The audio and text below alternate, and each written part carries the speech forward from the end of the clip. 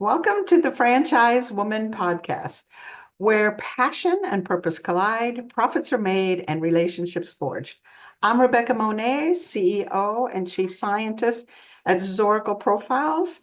I'm here with my co-host, community advocate, speaker, author, and entrepreneur, Tracy Kawa. Tracy, we have a very special guest today, Sarah Ross. She's a franchisee in Austin, Texas, with Fresh Coat Painters. So her story is really an interesting one. Starting 10 years ago, she was she worked in corporate accounting for 10 years and then decided she was tired of the corporate world and she was going to consider business ownership. She decided on Fresh Coast Painters, which is a residential and commercial painting franchise under the Strategic Franchising Systems umbrella. Fresh Coat Painters caught her attention for a few reasons. It was budget friendly, the territory she wanted in Austin was available, and it was an industry she felt would be around a long time. Now, 12 years later into the business, she's glad she made that leap when she did, and she's never looked back. So, Sarah, welcome to the show. Thanks for having me. Welcome to the show, Sarah. So Thank you, Tracy. I'm very interested in hearing more about that corporate leap that you made from going to maybe 9 to 5 or like 9 to 9, whatever it was every day, and then leaping into your own business. So what was that about? What was going through your mind? What were the thoughts behind it? Yeah. So it was pretty much 7 to 9 was about the hours in the corporate accounting world. And I loved that type of work. I just finally decided, if I'm going to work this many hours, I might as well work for myself and not for somebody else. And I decided at that time that if I was going to work for myself, I kind of wanted to move away from accounting a little bit. Although I liked that type of work, it wasn't the type of business I wanted to own. And so I really just went franchise shopping at that point and came across the Fresh Coat franchise, kind of evaluated a few others. But I was really too risk averse to start something from the ground up. With a background in accounting, I kind of had an idea of what could go wrong. And I knew I wasn't strong enough in the sales and marketing side. I felt comfortable on the accounting and the back office and kind of the operations side of a business, but I knew I needed coaching when it came to sales and marketing. And so that's what really took me down the franchise path versus just starting something up on my own. And then once we started shopping and I came across Fresh Coat, as Rebecca said in my bio, it's pretty much a perfect fit from everything that I saw. So yeah, it was just I think the right time in life for me. 10 years in to the business, I couldn't see myself doing it till retirement anymore. And my father was actually in the same line of work, and at the same time he was reaching early retirement age himself and kind of reaching burnout also. And I thought, if That's he's cool. burnout, I think if I'm feeling it now, 10 years in, and he's been doing it for 30, I probably need to go ahead and make a change, and Wow. took the leap towards the franchise opportunity. Yeah. No, it's interesting. You're quite young, Sarah. And I admire you stepping out at this point, but it's still truly understanding who you are, right? That you are risk averse. You're great at operations, you're great at the financials, but you knew also where your weaknesses were. So that was part of the research, was to find a business that could either coach you and mentor you in that area or offloaded some of that by being in a brand that helps you with that. My curiosity, Sarah, is being risk averse. What gave you the courage? Were your parents entrepreneurs, or what was it that got you over that? Yeah, that's a good question. And honestly, I speak now, having been in the business for 12, 13 years. I talk with individuals who are thinking about buying the franchise, right? And they'll express their fears. And I'll say, if you didn't express some fear in this process, I'd be worried for you, right? Like, it's Yeah. okay to have a healthy level of fear. I think it makes you proactive in getting things done. But, no, to answer your question, neither one of my parents were entrepreneurs. They were both definitely hard workers and instilled that work ethic in me. So I knew, again, I was already working so many hours. I wasn't concerned that I would be overloaded with hours trying to get this up and going. Like you said, I recognized that I needed the coaching, and so I was open to the coaching that I received, because both sales and marketing took me out of my comfort zone. I'm kind of naturally an introvert, and so I needed to listen to what I was being told and take action on those items as well. So the franchisor definitely helped us from that standpoint. And then the only other way I will answer your question is to say, I'm married. I was married at the time, and I spoke with my spouse when I was thinking about leaving corporate America, and she's in the nursing field, so definitely a field that was always going to be in demand. And I lovingly referred to her as the steady paycheck and insurance for the first year in business. So, having a spouse who was supportive and willing to let me step away from that income and try this, I told her at the same time, if we do this, I feel like we're young enough that we can recover if I don't make this business successful. And I need to stop and go back to accounting, which I maintain my license for that reason. But, if I need to revert back to that, I can still do that. Right. And so she was willing to make the investment with me and continue to work her nursing position so that we had that steady income, and all of that combined really helped me make the leap. One of the parts that I find really interesting is that you were able to learn from your dad's burnout.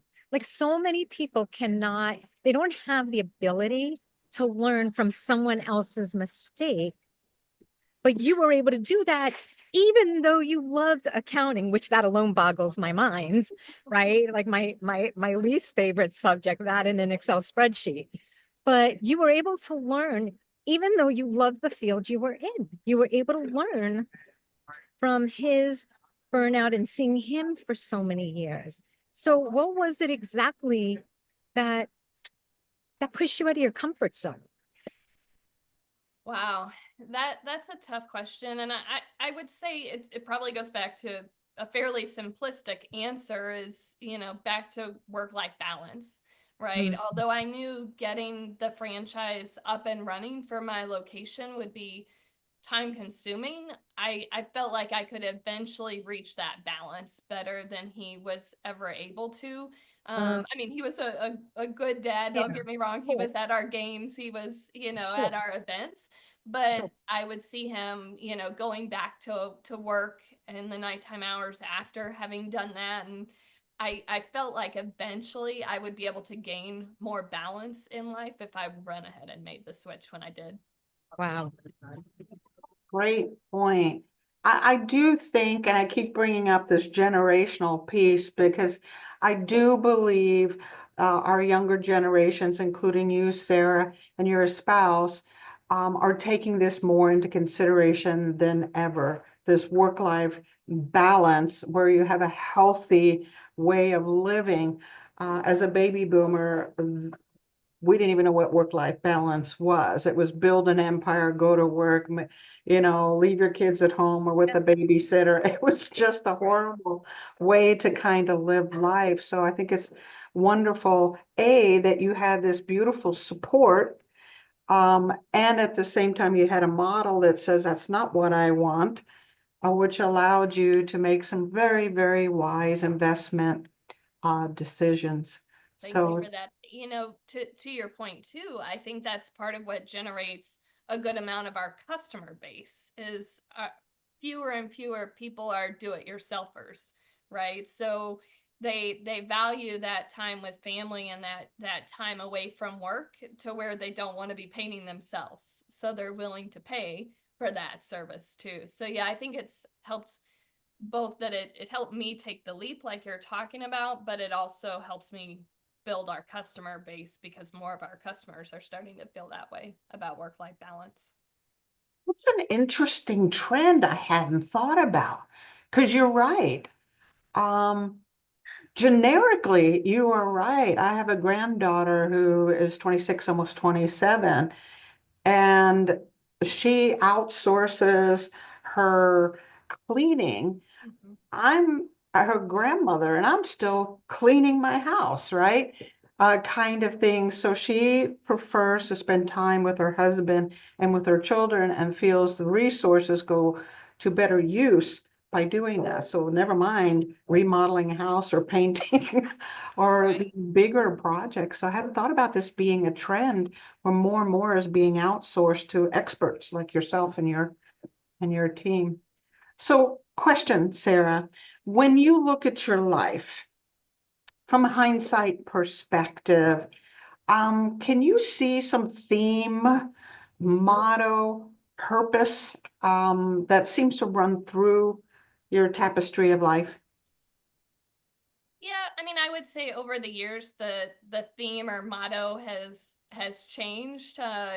During college it was just get through it, just buckle down and get through it kind of mentality or motto.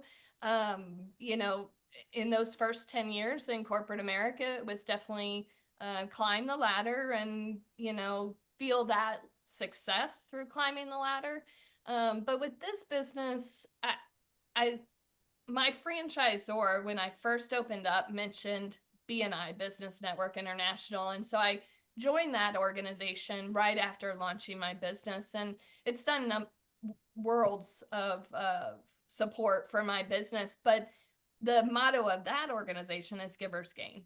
And Givers Gain is kind of the concept within that organization of if I give a referral to a member of my chapter in return, they're going to want to try to pass a referral to me. It's not always reciprocal one for one, but it's within the chapter.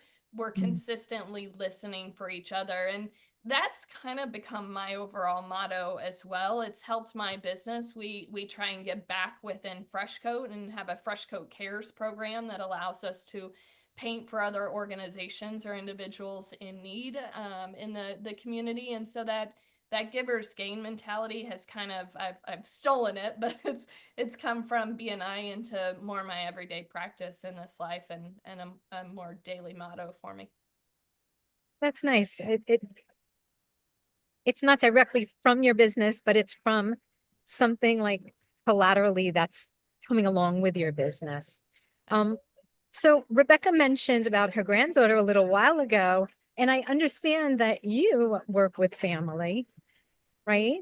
Can I you talk a do. bit about that and the dynamics that go with it? Yeah, sure. So I didn't start out working with family. We started the business kind of doing it all and hiring the professional painters. But as we started to scale and I had the opportunity to hire for positions that weren't just painter positions, we ended up bringing my brother on my team.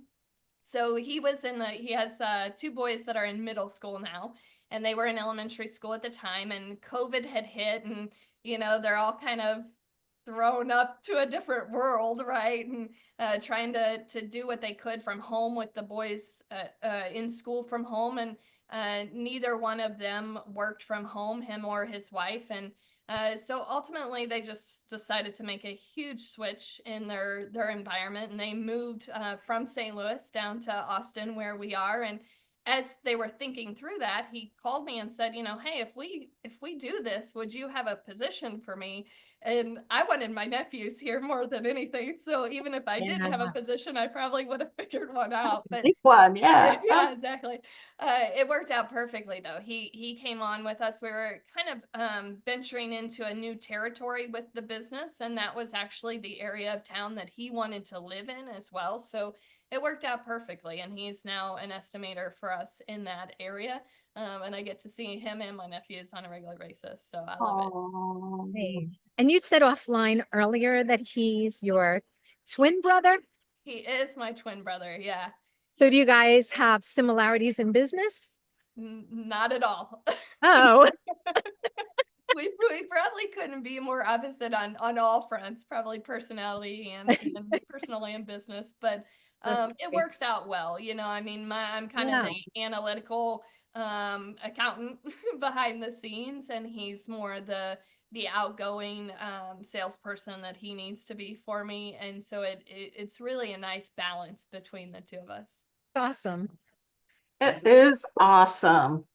Oh my gosh, you're so fortunate. And the extra benefit is you get to see your nephew. So That's true. how cool is that? Yeah.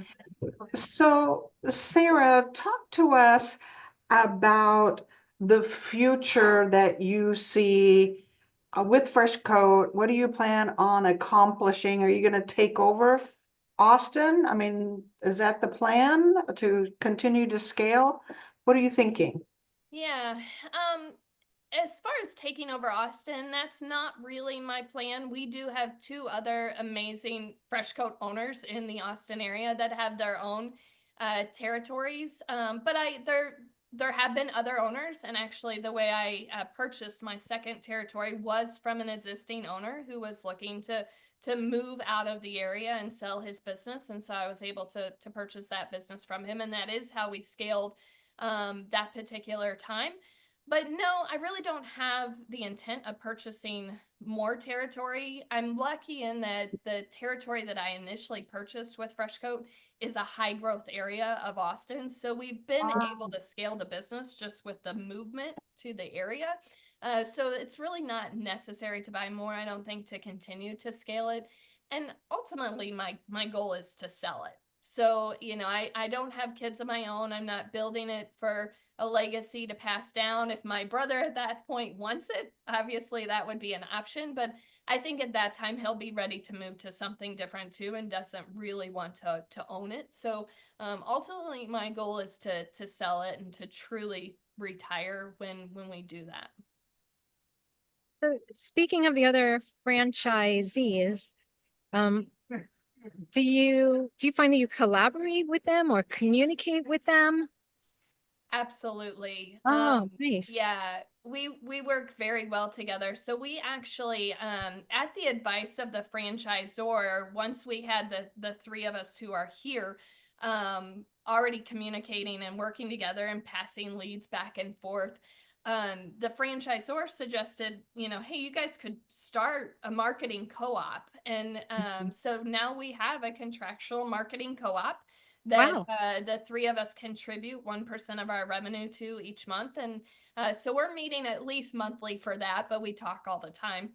And in that, we're able to do some bigger marketing efforts that we may not be able to afford on our own individually. And then it helps us kind of citywide, like you were talking about taking over Austin, because we are territory based. Sometimes that almost limits us on some of the marketing we can do, because the offer that might be in front of us is to follow that marketing channel through all of Austin. And in order to do that, then we just vote on it as a co-op, and we spend those funds out of that 1%. So yeah, they're both great individuals, and love working with them.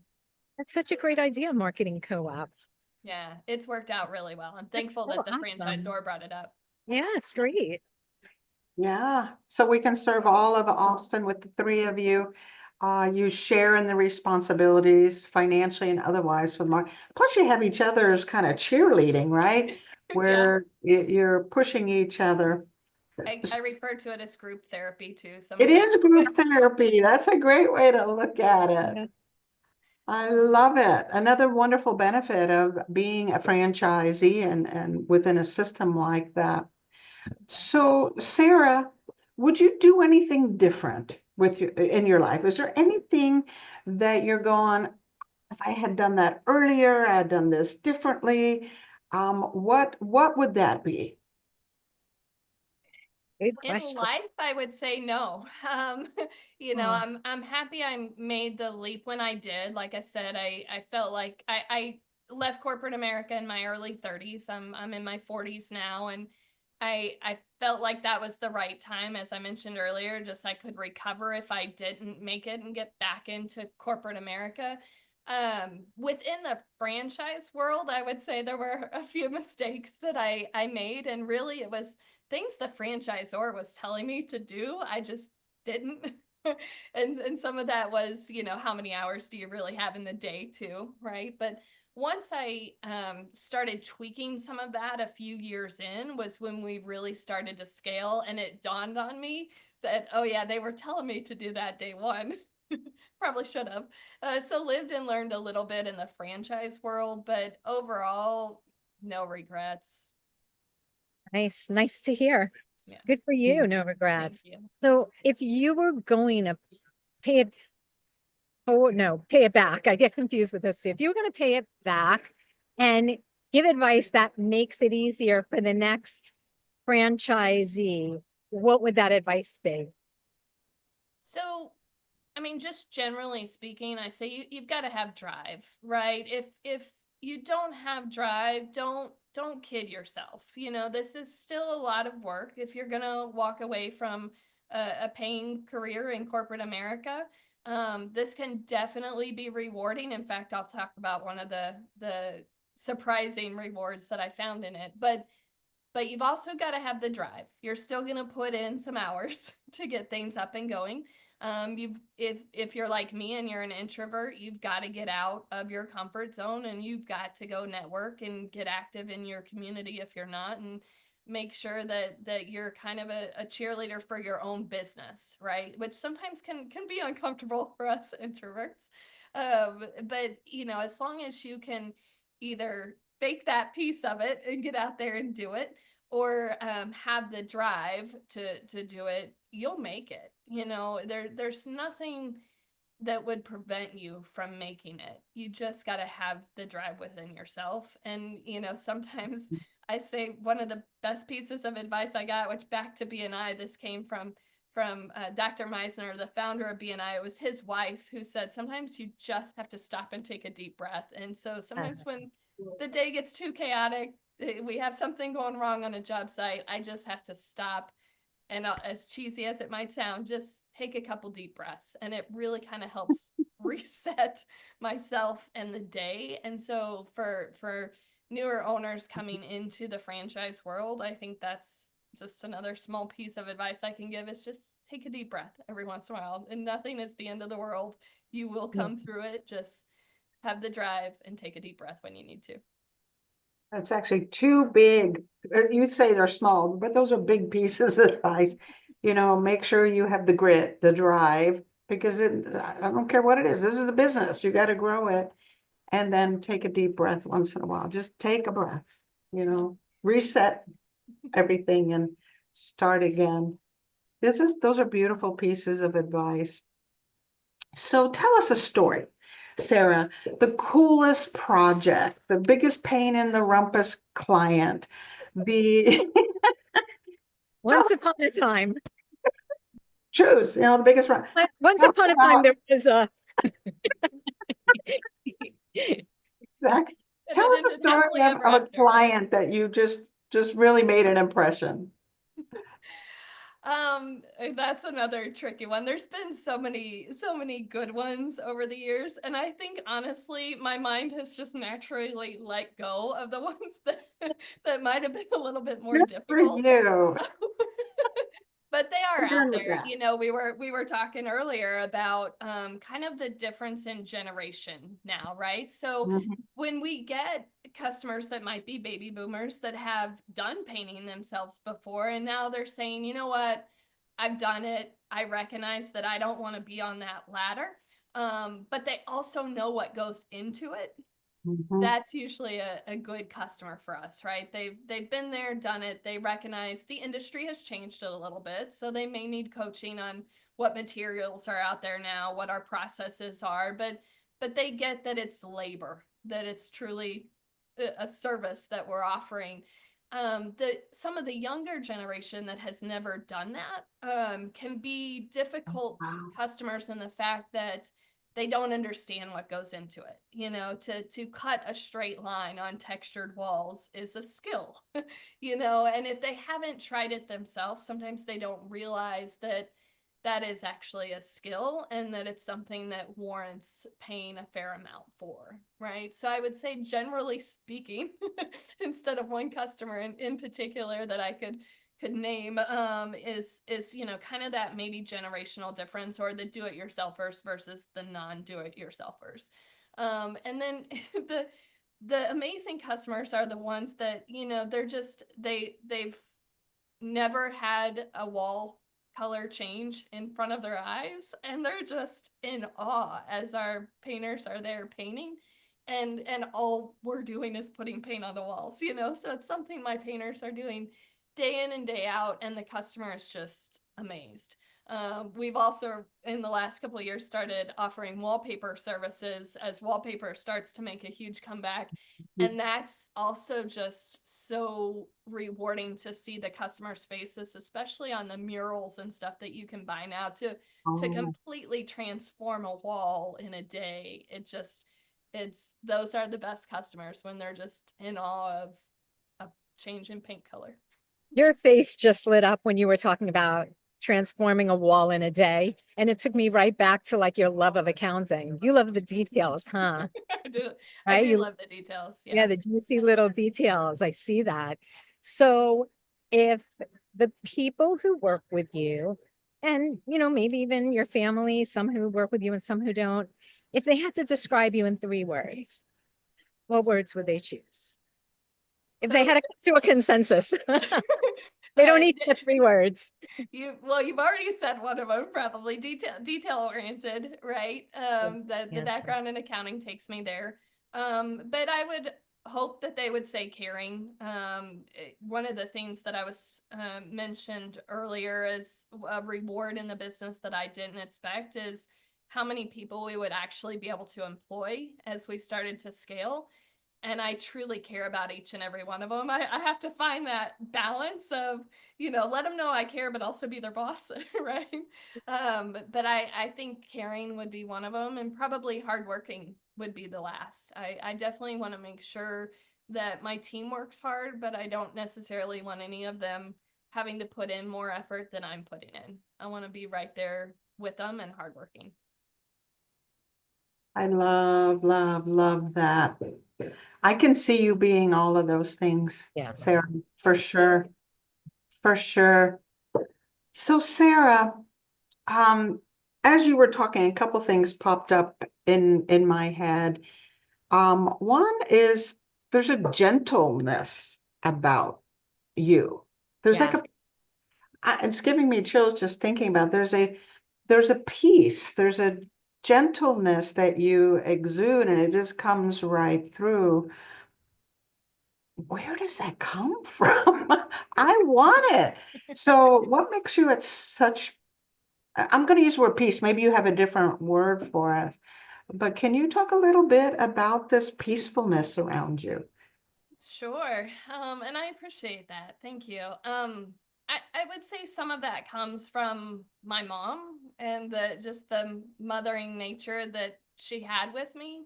I definitely got my worrying side from her too. So it's a balance, but you know, kind of back to that, take a deep breath, right? I try not to let anything get too far out of hand or out of whack or worry too much about something. I'm a faith-based person, so sometimes I just have to say, give it to God and let it go, Yeah, right?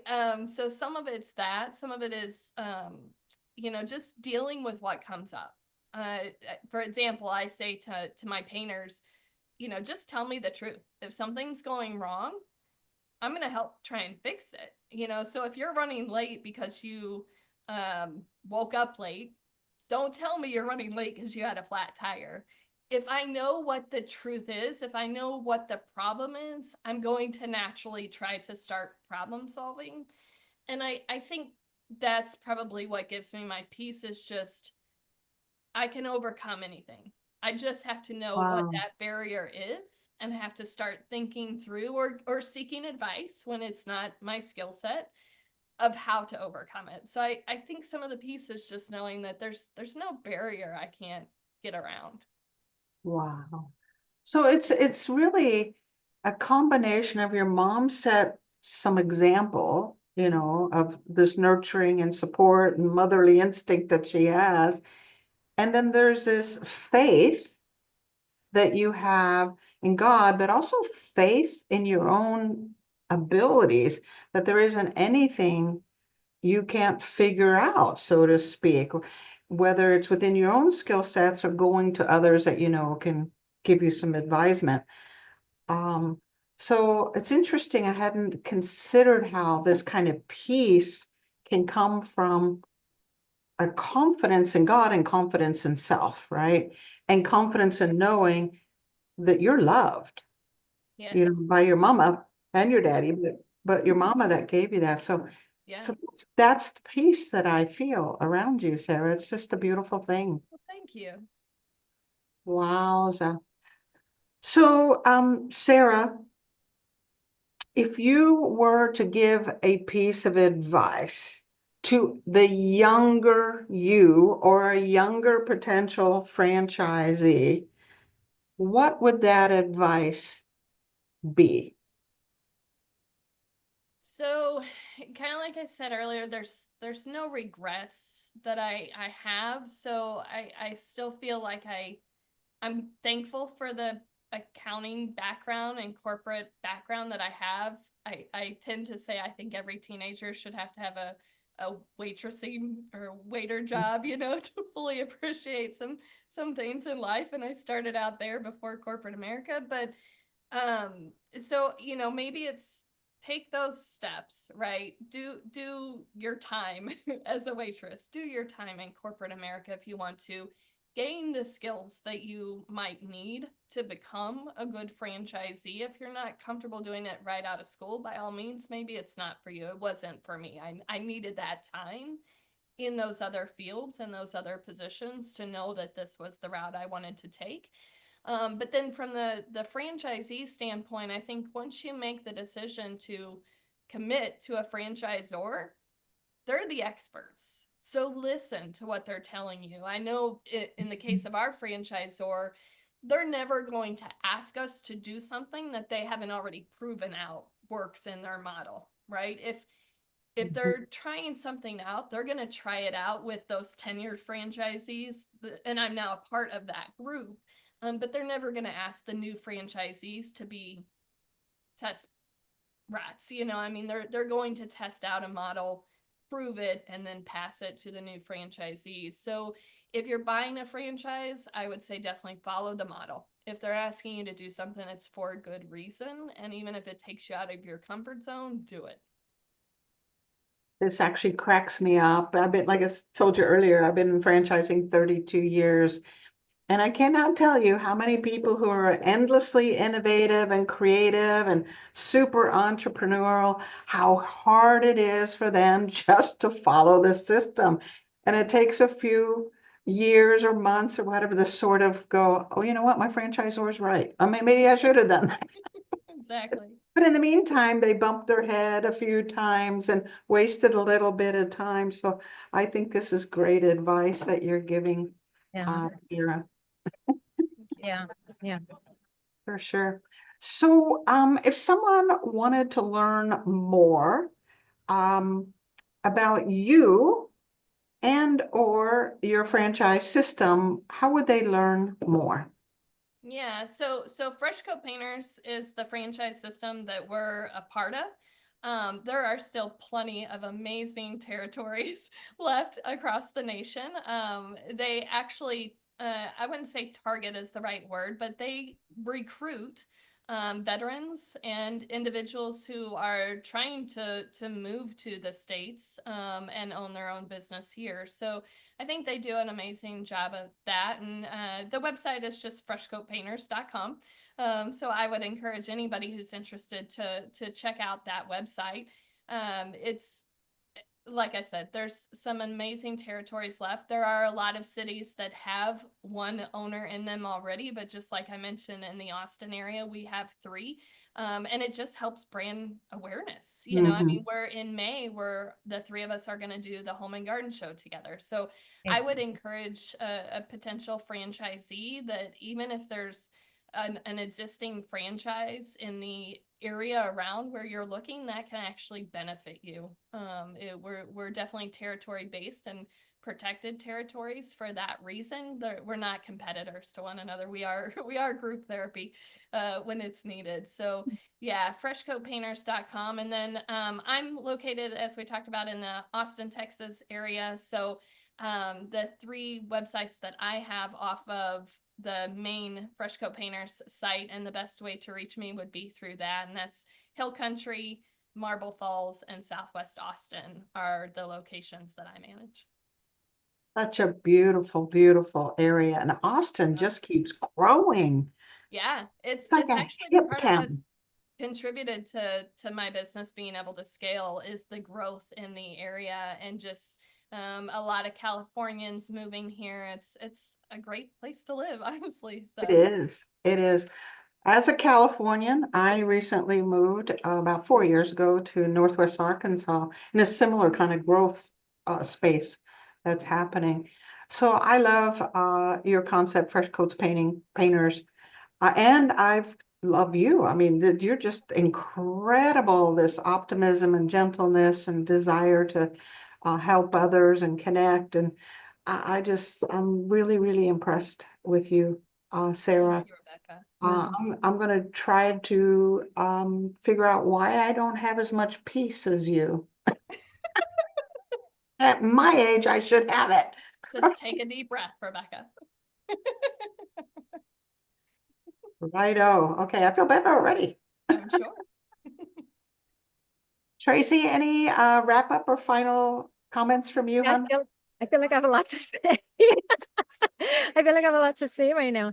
You know, at first, I was thinking like you really seem like, Sarah, you seem like you stay true to your values.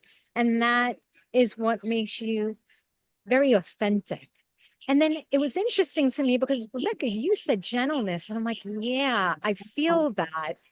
But then in addition to that, Sarah also said faith-based. Yes. And then Rebecca, then you said loved. It was like this whole word train in my brain, because then you said loved. And then I was thinking loved. Remember when her mom came in before the show and gave her a kiss and they connected? I really believe in my heart that having that like strong bonds with your family has afforded you trust. And not just trust in other people, but trust in yourself, discernment, so that you chose the right franchise for you. You're bringing in the right people. And that's also what allows you to trust the franchisor. And that's ultimately why you're so successful. It's like this whole train that followed that I saw kind of play itself out. Like, I don't know. Just put it together for me too. Rebecca, can you add to that from like a behavioral science perspective? I love your scientific brain. Well, I like what you did with it, because the sense around Sarah is peace and gentleness, but it comes from a foundation of trust and faith. She trusts her family, she trusts God, she trusts herself, Yeah. which gives her the confidence to do what she needs to do to build a wonderful relationship and to bring her parents and her brother and the nephews all down to Austin. And then, of course, build this beautiful business where others are reliant on her and this business where they can care for their families too. So I don't think all of us have that level of trust and confidence that Sarah has in those that are around her and God and in herself. I think it just lowered my blood pressure by about 15 points just You to just think need a about it. session with Sarah every day. That's all. We just had group therapy. I'd probably learn quite a bit from you ladies too. That might be you're onto something there, Tracy. We're on to something there for sure, Tracy, because I used the word confidence, but it really is more about trust. And confidence comes from trust. So, Trust. yeah. Trust herself, her parents, the process, the franchise, or her people. And because she's also discerning. Yeah, all of the above. Just beautiful. Beautiful. Sarah, thank you for being with us today. We really appreciate you making time. Well, I've had a Um, blast. Thank you, ladies, for having me. Our pleasure. And thank you to those that are listening in today as we therapize and learn from Sarah. Make sure you like, comment, and share Sarah Ross's interview today. And of course, we'll see you next week on another episode of the Franchise Woman podcast, where passion and purpose collide, profits are made, and relationships forged.